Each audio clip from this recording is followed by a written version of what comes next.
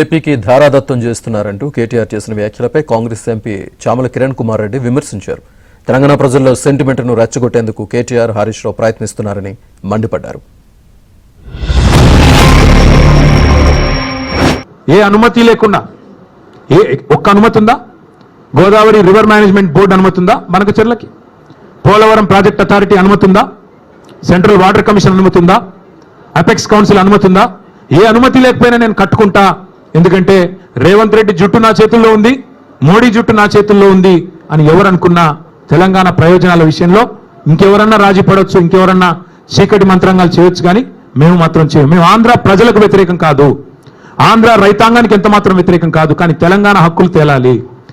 ఇప్పుడు అర్జెంట్గా నీకు బనకచెర్ల గురించి మాట్లాడకపోతే మాకు వర్కౌట్ కాదు. మేము ఎట్లా తెలంగాణ ప్రజల్ని తప్పుదో పట్టియాలి, మళ్ళా తెలంగాణ ఆంధ్ర సెంటిమెంట్ ఎట్లా రేజ్ చేయాలి. ఎట్టి పరిస్థితుల్లో మనం ఇదే మంచి అవకాశం, మనకు ఆల్రెడీ గుర్తున్నా వచ్చింది మొన్ననే పార్లమెంట్ ఎన్నికలలో.